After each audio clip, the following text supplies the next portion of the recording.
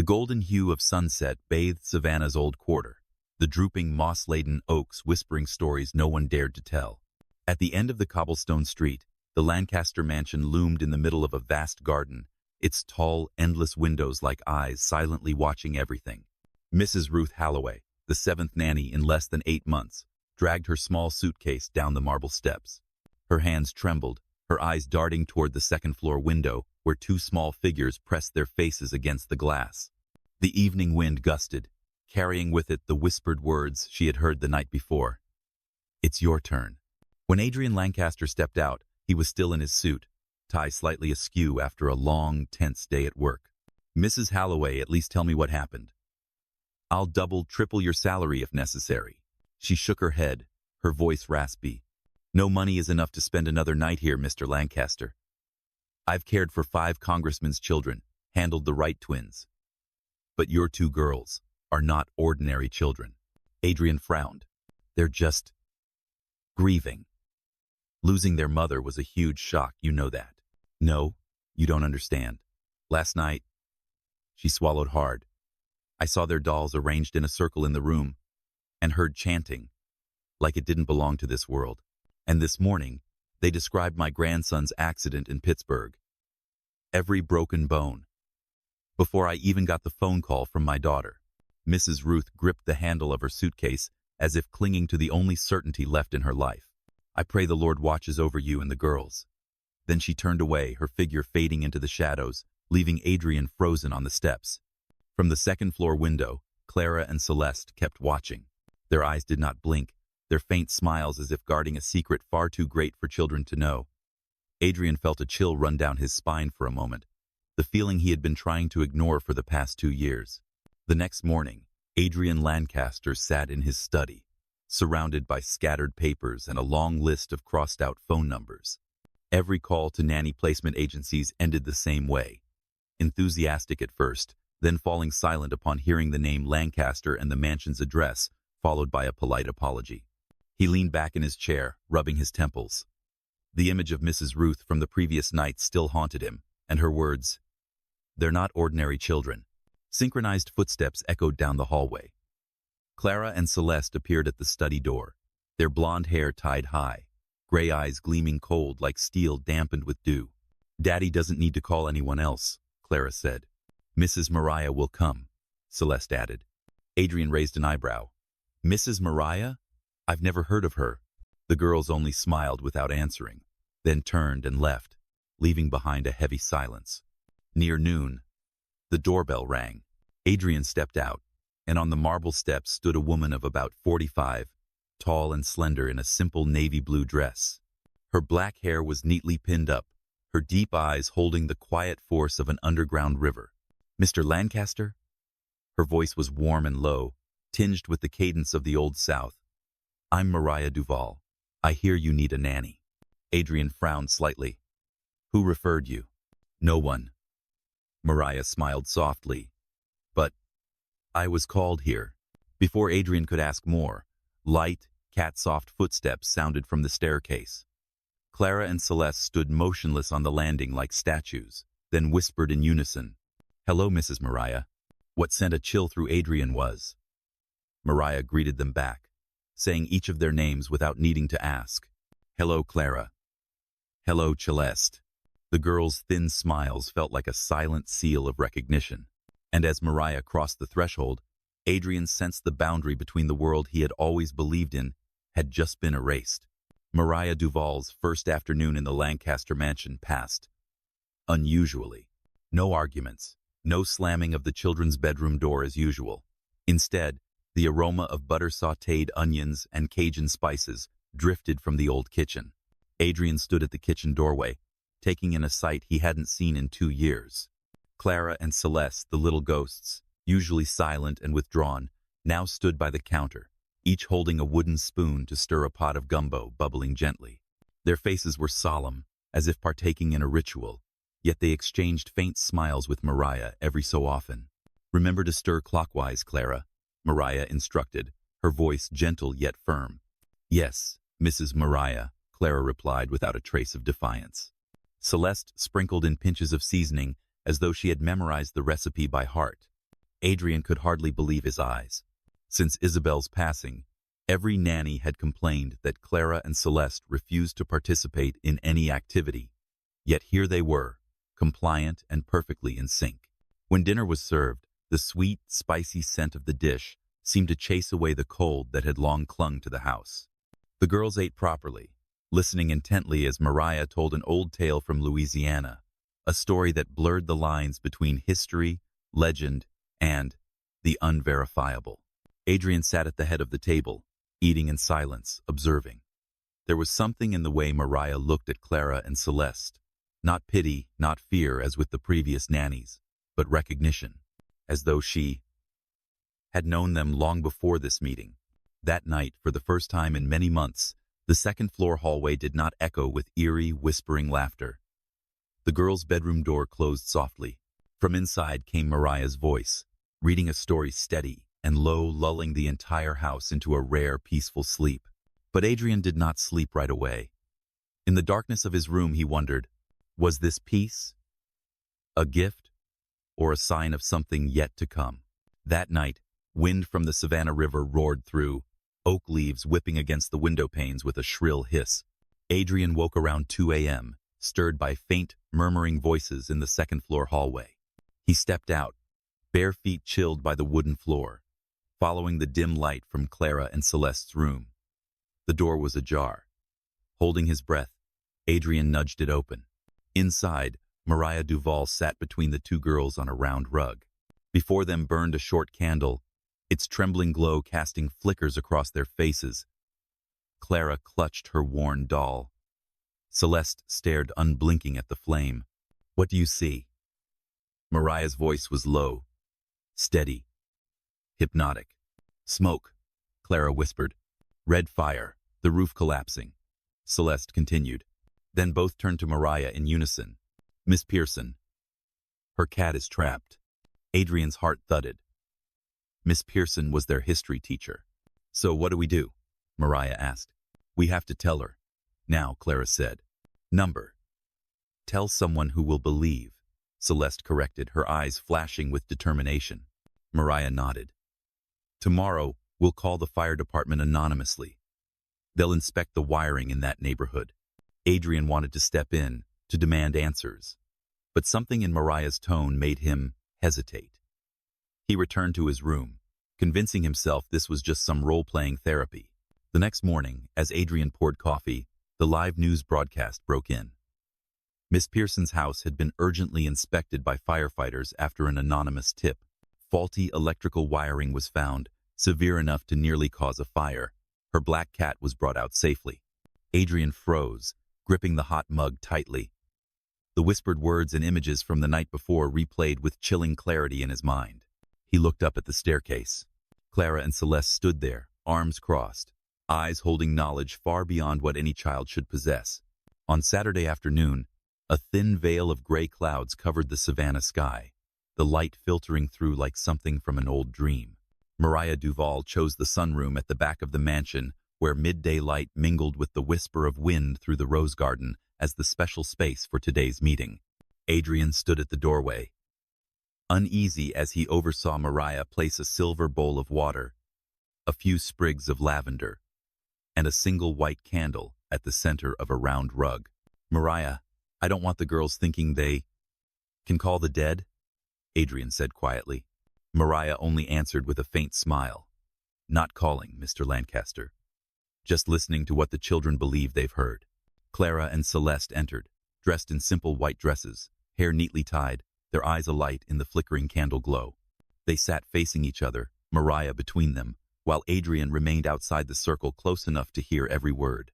"Clara, Celeste," Mariah began, her voice soft but carrying, "tell your father what your mother says to you in your dreams."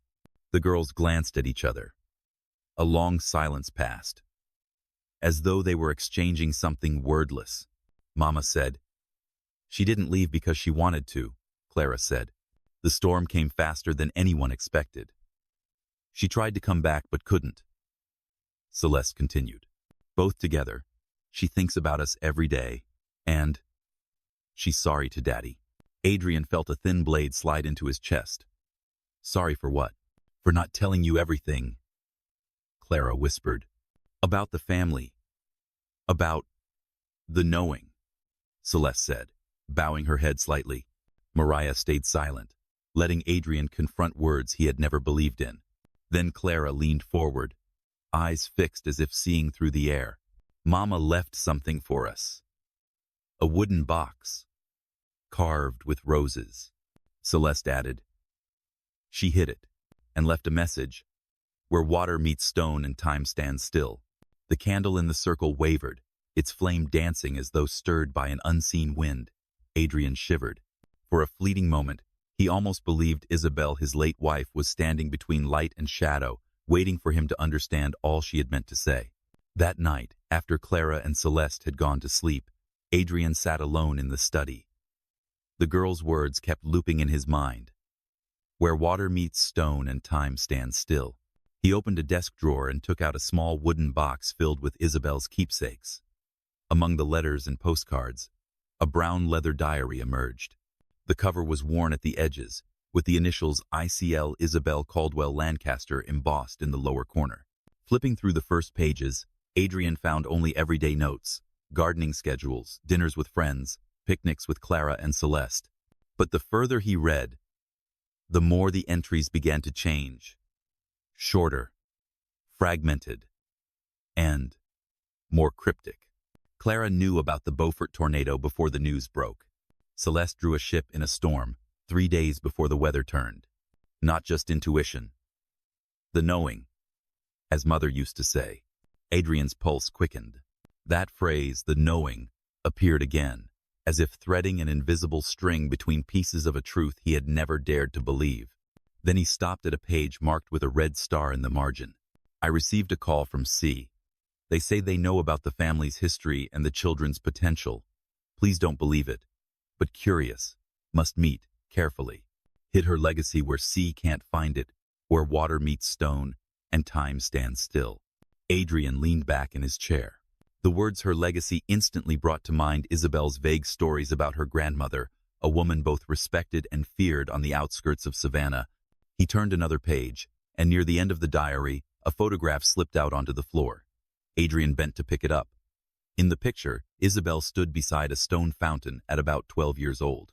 Water poured from the hands of a carved stone maiden, and at the base stood a bronze sundial. On the back, in neat, slanted handwriting, Isabel at Rosewood Hall, summer 1985. Where water meets stone and time stands still.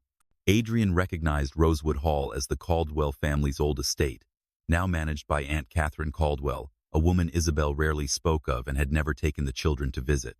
At that moment, he understood. The carved rose box was not lost. It was still there.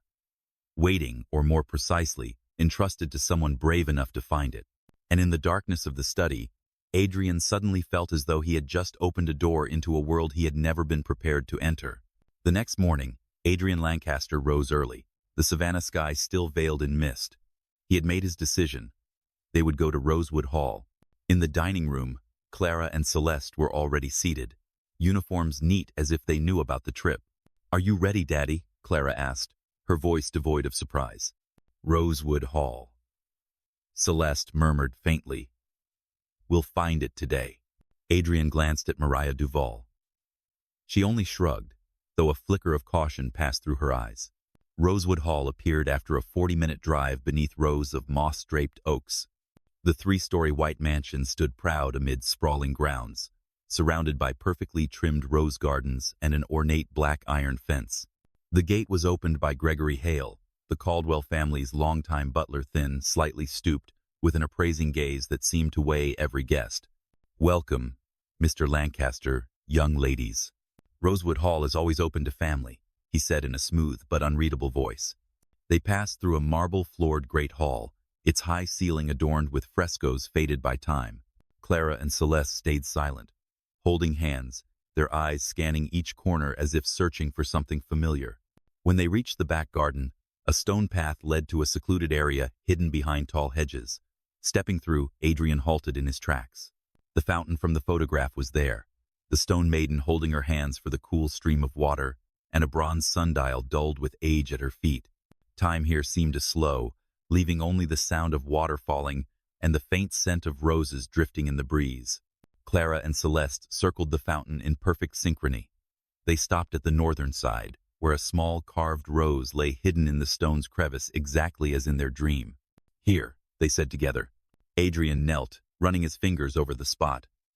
The mortar there was slightly recessed, like a concealed button. Drawing a deep breath, he pressed firmly. A soft click sounded, and a section of stone slid inward, revealing a dark cavity. Inside, wrapped in oilcloth, was a deep-hued wooden box intricately carved with roses, exactly as his daughters had described. Adrian held it close to his chest, the wood's coldness seeping through his shirt. From a distance, Gregory stood watching, his polite smile unchanged, but his eyes sharp as blades. Mariah stepped forward quickly, murmuring, "We should leave." "Now," Adrian nodded.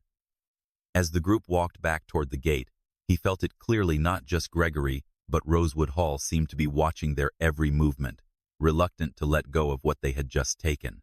That evening, rain pattered softly against the Lancaster mansion's tiled roof. Adrian set the carved rose box on the living room table, but the doorbell rang before he could open it.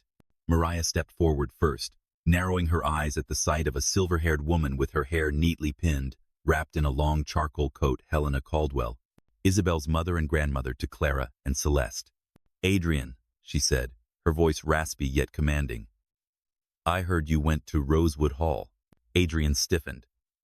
"You know about the box?" Helena entered, her gaze passing over the two girls standing behind Mariah. "I've always known. And I know who will try to claim it." Mariah nodded slightly. "Catherine Caldwell." Helena sat, her thin hand resting on the box's lid. "This contains the family's legacy, not just keepsakes but also the key to controlling the knowing. In the right hands, it's a gift. In the wrong," she paused, her eyes turning to ice, "it becomes a weapon." Adrian opened the box.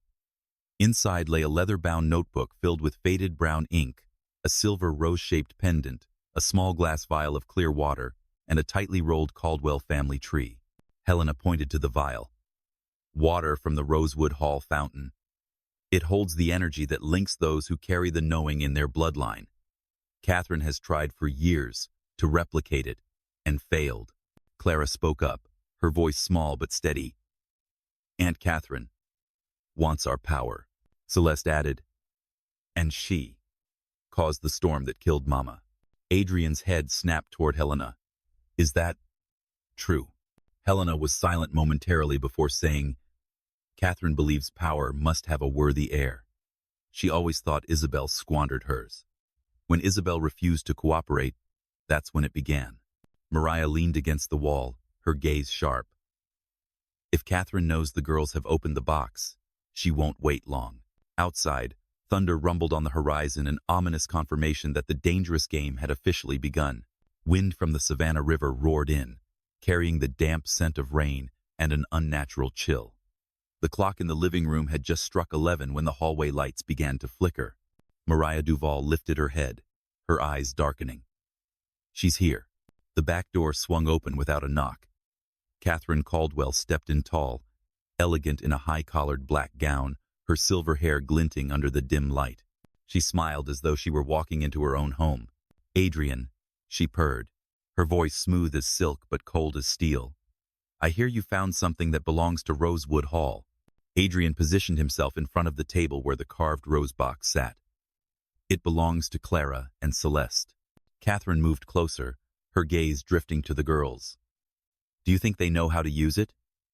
This power needs guidance, not to be squandered like their mothers."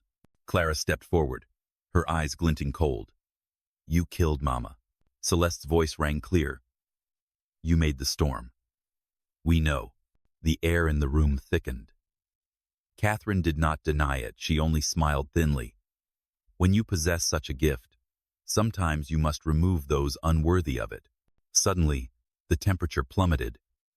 The candle on the table flared and burned blue, while a spiral of wind circled the three women, Catherine, Clara, and Celeste, drawing the room into an invisible vortex.